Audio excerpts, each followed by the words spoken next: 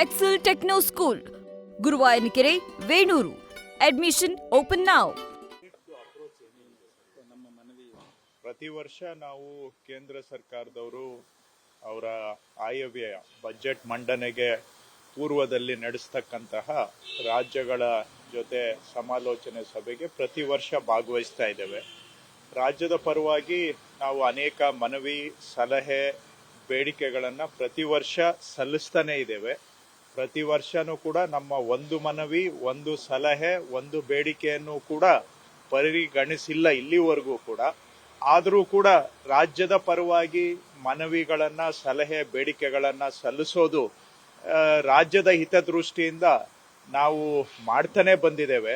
ನಾವು ಮಾಡಿದ್ದು ಯಾವುದು ಕೇಳದೆ ಹೋದ್ರೂ ಕೂಡ ಅನಿವಾರ್ಯವಾಗಿ ಇದರಲ್ಲಿ ಭಾಗವಹಿಸುವಂತ ಕೆಲಸವನ್ನ ನಾವು ಮಾಡ್ತಾ ಇದ್ದೇವೆ.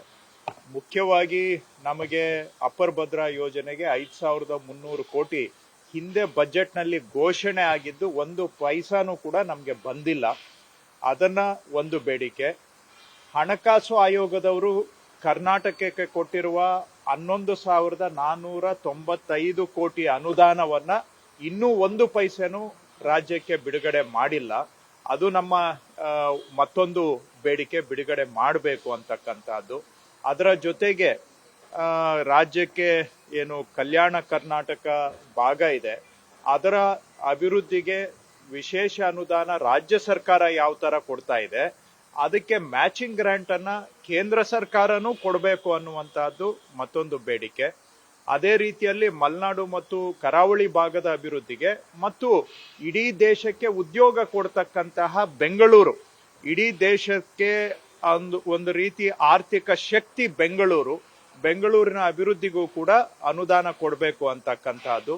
ಜೊತೆಗೆ ಆಶಾ ಕಾರ್ಯಕರ್ತೆಯರು, ಅಂಗನವಾಡಿ ಕಾರ್ಯಕರ್ತೆಯರು, ಇವರೆಲ್ಲರದು ಕೂಡ ಬಹಳ ಹಿಂದೆ ಕೇಂದ್ರ ಸರ್ಕಾರ ಕೊಡ್ತಾ ಇದ್ದಂತಹ ಅವರಿಗೆ ಏನು ಪ್ರೋತ್ಸಾಹ ಧನ, ಅದನ್ನ ಪರಿಷ್ಕರಣೆ ಮಾಡಿಲ್ಲ.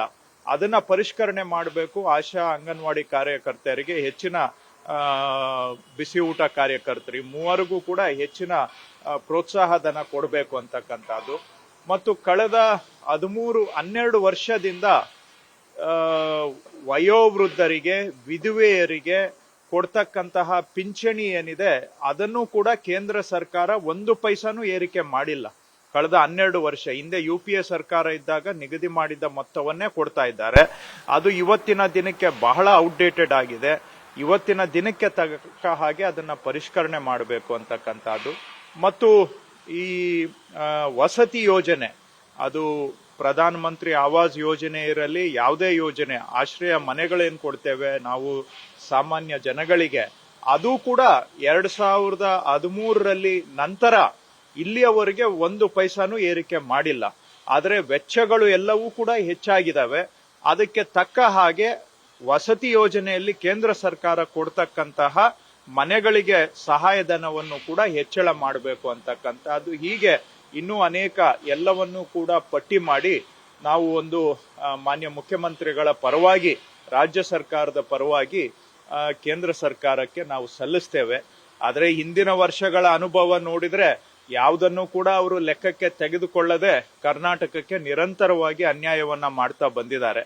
ಮತ್ತು ಬಡವರಿಗೆ ಸಲ್ತಕ್ಕಂತ ಯೋಜನೆಗಳು, ಅದು ಆಶ್ರಯ ಮನೆಗಳಾಗಲಿ, ಬಡವರಿಗೆ ಕೊಡ್ತಕ್ಕಂತಹ ಪಿಂಚಣಿ ಆಗಲಿ, ಅಥವಾ ಆಶಾ, ಅಂಗನವಾಡಿ, ಅಡುಗೆ ಕಾರ್ಯಕರ್ತರಿಗೆ ಕೊಡ್ತಕ್ಕಂತ ಪ್ರೋತ್ಸಾಹಧನ, ಇದನ್ನ ಈ ಸರ್ಕಾರ ಕೇಂದ್ರದಲ್ಲಿ ಬಂದ ಮೇಲೆ ಒಂದು ಪೈಸಾನು ಹೆಚ್ಚಳ ಮಾಡದೆ ಬಡವರಿಗೂ ಕೂಡ ಅನ್ಯಾಯ ಮಾಡ್ಕೊಂಡು ಬಂದಿದ್ದಾರೆ. ಆದ್ರೂ ಕೂಡ ನಾವು ಏನು ಅದರಿಂದ ಫಲಿತಾಂಶ ಸಿಗುತ್ತೋ ಬಿಡುತ್ತೋ, ನಮ್ಮ ಕೆಲಸ ಅಂತೂ ನಾವು ಮಾಡುವಂತಹದ್ದು ಅನಿವಾರ್ಯ. ಅದು ಏನಾದ್ರೂ ಪರಿಗಣನೆ ಮಾಡ್ಲಿ ಅನ್ನೋ ಒಂದು ಆಶಾ ಮನೋಭಾವದಿಂದ ನಮ್ಮ ಸಲಹೆ ಮತ್ತು ಬೇಡಿಕೆಗಳನ್ನ ಸಲ್ಲಿಸ್ತೇವೆ ಇವತ್ತು ಕೇಂದ್ರ ಸರ್ಕಾರಕ್ಕೆ. ಸರ್, ಈಗ ಕೋಗಿಲು ಬಹಳ ಚರ್ಚೆ ಆಗ್ತಾ ಇರುವಂತದ್ದು, ನೀವು ಹೇಳಿದ ಯಾವ ದಿನಾಂಕದಂದು ಕೂಡ ಯಾರು ಸಂತ್ರಸ್ತಿದ್ದಾರೆ ಅವರಿಗೆ ಸಿಕ್ಕಿಲ್ಲ ಅನ್ನುವಂಥದ್ದು, ಈ ದಿನಾಂಕ ಮುಂದೂಡಿಕೆ ಆಗ್ತಾ ಇರೋದು ಏನು ಕಾರಣ? ವೆರಿಫಿಕೇಶನ್ ಆಗ್ಬೇಕು. ವೆರಿಫಿಕೇಶನ್ ಆಗದೆ ನಾವು ತರಾತುರಿಯಲ್ಲಿ ಮಾಡ್ಲಿಕ್ಕೆ ಆಗೋದಿಲ್ಲ. ವೆರಿಫಿಕೇಶನ್ ಅಧಿಕಾರಿಗಳು ಮಾಡ್ತಾ ಇದ್ದಾರೆ.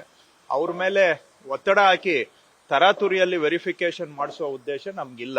ಅವರು ವೆರಿಫಿಕೇಶನ್ ಅವರು ಸಮಾಧಾನ ಆಗಿ ಮಾಡಿಕೊಡ್ಬೇಕು. ಮಧ್ಯದಲ್ಲಿ ನಾವು ಅವರಿಗೆ ಬಲವಂತ ಮಾಡಿ ಬೇಗ ಕೊಡಿ ಅಂತ ಹೇಳಲಿಕ್ಕೆ ಆಗೋದಿಲ್ಲ.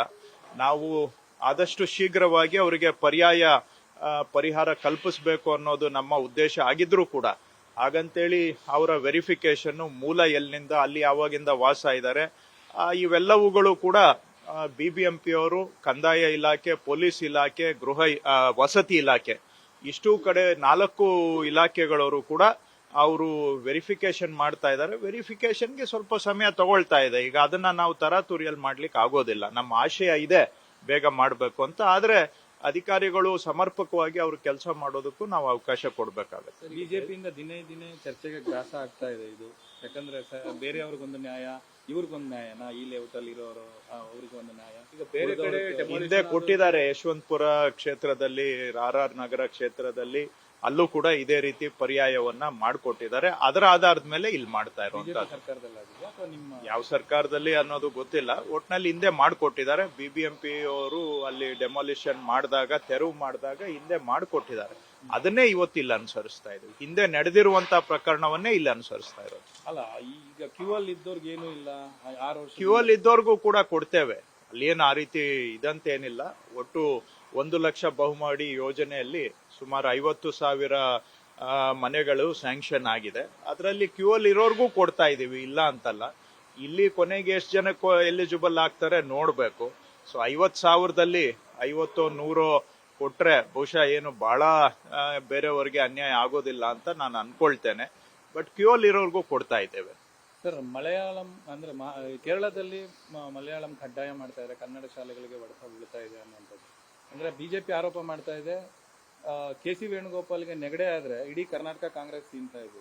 ಮಾನ್ಯ ಮುಖ್ಯಮಂತ್ರಿಗಳು ಈಗಾಗಲೇ ಕೇರಳ ಮುಖ್ಯಮಂತ್ರಿಗಳ ಹತ್ರ ಮಾತನಾಡಿದ್ದಾರೆ. ಕನ್ನಡ ಭಾಷಿಕರ ಹಿತ ಕಾಪಾಡುವಂತ ಕೆಲಸ ನಮ್ಮ ಸರ್ಕಾರ ಮಾಡ್ತಾ ಇದೆ. ಮುಖ್ಯಮಂತ್ರಿಗಳು ಕೇರಳ CM ಅವ್ರ ಹತ್ರನೂ ಮಾತಾಡಿ ಕನ್ನಡಿಗರ ಪರವಾಗಿ ಅವರ ಹಿತ ಕಾಪಾಡುವಂತ ಕೆಲಸ ನಾವು ಮಾಡ್ತಾ ಇದ್ದೇವೆ. ಮುಖ್ಯಮಂತ್ರಿಗಳು ಅವ್ರಿಗೆ ಹೇಳಿದ್ದಾರೆ, ಅವರು ನೆಲೆಸಿರುವಂತಹದ್ದು ಕೇರಳದಲ್ಲಿ ಆದರೂ ಕೂಡ ಕಾಸರಗೋಡು ಭಾಗದಲ್ಲಿ ಇರ್ತಕ್ಕಂಥವ್ರು ಭಾವನಾತ್ಮಕವಾಗಿ ಕನ್ನಡ ಮಾತಾಡೋದಷ್ಟೇ ಅಲ್ಲ, ನಮ್ಮ ಕರ್ನಾಟಕಕ್ಕೆ ಸೇರಿದವರು ಅಂತಾನೆ ಅವರು, ನಾವು ಎಲ್ಲರೂ ಕೂಡ ಭಾವನಾತ್ಮಕವಾಗಿ ತಿಳಿದುಕೊಂಡಿದ್ದೇವೆ. ಮತ್ತೆ ಇಲ್ಲಿವರೆಗೂ ಕೂಡ ಎಲ್ಲ ಬಹಳ ಶಾಂತಯುತವಾಗಿ ಕೇರಳದಲ್ಲಿರ್ತಕ್ಕಂಥ ಕನ್ನಡಿಗರು ಕೂಡ ಶಾಂತಯುತವಾಗಿ ನಡ್ಕೊಂಡು ಬಂದಿದ್ದಾರೆ. ಅವರ ಹಿತವನ್ನ ಕಾಪಾಡ್ಲಿಕ್ಕೆ ಕರ್ನಾಟಕ ಸರ್ಕಾರ ನಾವು ಏನ್ ಕೆಲಸ ಮಾಡಬೇಕು ಅದನ್ನ ನಮ್ಮ ಮುಖ್ಯಮಂತ್ರಿಗಳು ಮಾಡ್ತಾ ಇದ್ದಾರೆ. ಸರ್, ಕೇವಲ ಒಂದು ಪತ್ರ ಬರೆದ್ರೆ ಅಥವಾ ಪ್ರತಿಭಟನೆ ಮಾಡಿದ್ರೆ ಅಷ್ಟಕ್ಕೆ ಸೀಮಿತ ಆಗುತ್ತಾ, ಇಲ್ಲ ಲೀಗಲ್ ಫೈಟ್ ಏನಾದ್ರು? ಮುಖ್ಯಮಂತ್ರಿಗಳು ಬೇರೆ ವಿಷಯಗಳನ್ನು ವಿಚಾರ ಮಾಡ್ತಾ ಇದ್ದಾರೆ. ಅಂತಾರಾಜ್ಯದ ವಿಷಯ ಆದ್ರೂ ಕೂಡ ನಾವು ಸೂಕ್ಷ್ಮವಾಗಿ ಆದ್ರೂ ಕೂಡ ಕನ್ನಡಿಗರ ಹಿತ ಕಾಪಾಡ್ಲಿಕ್ಕೆ ಏನ್ ಮಾಡ್ಬೇಕು ಅದನ್ನ ಮಾಡ್ತಾ ಇದ್ದೇವೆ. ಸರ್, VG ರಾಮ್ ಈಗ ದೊಡ್ಡ ಮಟ್ಟದಲ್ಲಿ ಪ್ರತಿಭಟನೆ ಶುರುವಾಗ್ತಾ ಇರೋದು ಕಾಂಗ್ರೆಸ್ ಕಡೆಯಿಂದ. ಬಿಜೆಪಿಯಿಂದ ತೀವ್ರ ಆಕ್ಷೇಪ, ಮತ್ತೆ ಸದನ ಕರಿತೇವೆ ಅಂದ್ರೂ ಕೂಡ ಬಿಜೆಪಿ ಆಕ್ಷೇಪ. ಇವತ್ತು ಮಹಾತ್ಮ ಗಾಂಧಿ ಉದ್ಯೋಗ ಖಾತ್ರಿ ಯೋಜನೆ ದೇಶದಲ್ಲಿ ಬಡವರಿಗೆ ಒಂದು ಆಸರೆ ಆಗಿತ್ತು. ತೀರಾ ಜೀವನ ನಡೆಸೋದಕ್ಕೆ ಕಷ್ಟ ಅನ್ನುವಂತ ಸಂದರ್ಭದಲ್ಲಿ ಅವರಿಗೆ ಈ ಮಹಾತ್ಮ ಗಾಂಧಿ ಉದ್ಯೋಗ ಖಾತ್ರಿ ಯೋಜನೆ ಜೀವನಕ್ಕೆ ಒಂದು ಭದ್ರತೆಯನ್ನ ಕೊಟ್ಟಿತ್ತು.